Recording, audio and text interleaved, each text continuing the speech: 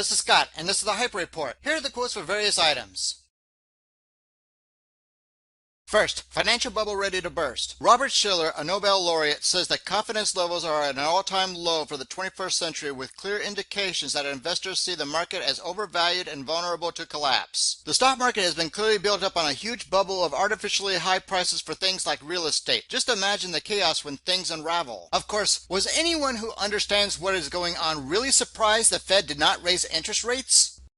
Next, Crimex. The total amount of gold held by the Crimex is 218 tons. This is 1 month's demand of physical bullion by China and India alone. The Bank of England bailed out the Crimex and the LBMA in 1999. It will be interesting to see if the bailout is possible this time around, especially since JP Morgan experienced a 45% decline in its registered gold inventories in one day and only has 10,777 ounces of gold remaining in its registered gold inventories.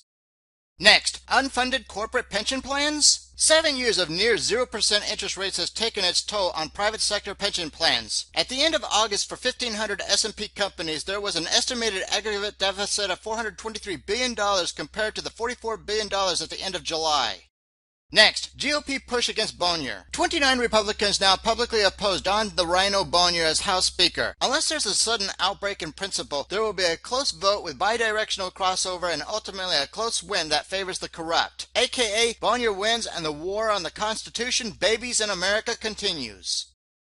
Next, psychological help. Obama is seeking psychological advice about climate change. Forget about climate change, he just needs psychological help. Anyway, he issued an executive order instructing federal agencies to use behavioral science when developing programs to manipulate people into buying into this $4 billion a day fraud.